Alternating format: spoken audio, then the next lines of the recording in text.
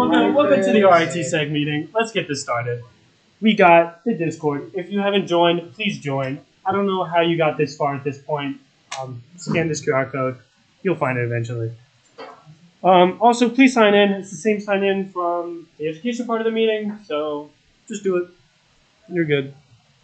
And do you want to present? I am desperately in need of presenters, as I am always. So sign up at presentations.ritsec.club. If you're doing any local research, you talk to your little mentorship group and you're doing some cool things you want to plan on, anything like that. If you did a cool project in one of your classes, if you're on CCDC, or how your RITSEC experience was, who knows? But sign up. Also, we got the nice little calendar. If you, hold up, I got a laser. Whoa! If you scan this little QR code, you can get access to the calendar where we have information on meetings, interest groups, things like that. All very good information. Also, we got the mailing list. Thursday at around 12, you get information on the meetings, on presenters, on updates from the club, things like that. Scan it.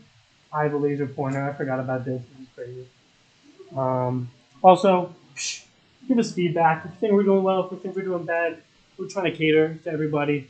So, yeah. I mean, we have captions now because, well, that wasn't because of the feedback form, but fill it out and you get a quick announcements. RITSEC, November 4th. If you haven't signed up for Blue Team, sorry about that. But White Team signups are still available if you're interested in helping out during the competition, if you're interested in being the people on the ground during the day. You scan the QR code, talk to Cyprian if you want to learn more, or Jack, who's running RITSEC. So, yeah. And Blue Teams were actually released in the Discord. Scroll up a little bit in announcements, and you'll find what team you're on. And it's probably smart to meet up with them and get things rolling. RITSEC is in. Also, this was on up the whole time. I hope you signed up for Brick City Weekend. We need little volunteers to help with our little tables. We're going to be running the whole GCI with our tables, things like that. So sign up. You don't need to work the entire day, but if you can volunteer a good few hours, that would be great. And clap it up for the sponsors.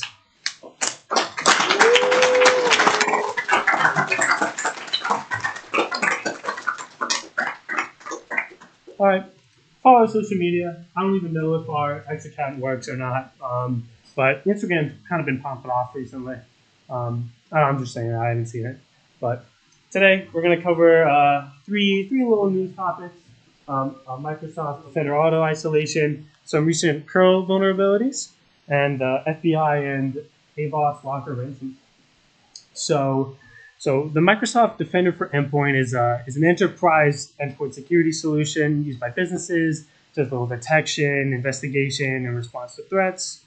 So if Defender detects any compromised user accounts from any of the services that it listens from Microsoft 365, the endpoints, email, the SaaS apps, etc., it'll stop them and prevent some lateral movement on a network.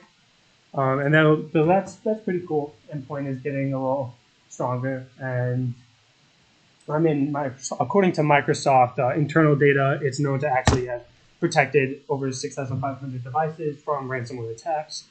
That's kind of critical for enterprise companies. They're a lot worried about ransomware, so that's good. This adds on to more capabilities that have been added by Microsoft to help hack and unmanaged Windows devices. So since they started doing that stuff in June 22. So, yeah. And recent curl vulnerabilities, there were two vulnerabilities, CV 2022-38545, 2023-38546, a severity high and a severity low. Within the cool quote I found was, the one rated high is probably the worst curl security flaw in a long time. According to some contradicting sources, after some more information about the exploit when it got released on October 11th, it requires a lot to be exploited, but if you can do it, you get a heap overflow and you get to do some nasty things. This comes from curl supporting the SOC 5 proxy, and within the amount of characters in the host name versus how big it takes and how small it takes. But they had to cut their release cycle a little short, and this does affect the last several years of Crow versions because it's since like 2002 or so when they first started supporting SOX 5. If you want to dig a little more into that, people were notified, so hopefully update your computers and you'll be safe. Also, the FBI giving more information on AVOS Locker ransomware. So after a lot of critical U.S. infrastructure has been hit, just another drop in the bucket for ransomware in the U.S., the FBI has reported on some findings about threat actors who are responding to AVOS Locker is a ransomware service group, so giving ransomware to affiliates, and they just found them using just like casual security tools that you may have heard of, such as 7-Zip and Notepad++. I don't know. This was kind of an interesting release. Apparently, the FBI has been giving information about breaches, things like that. But, they're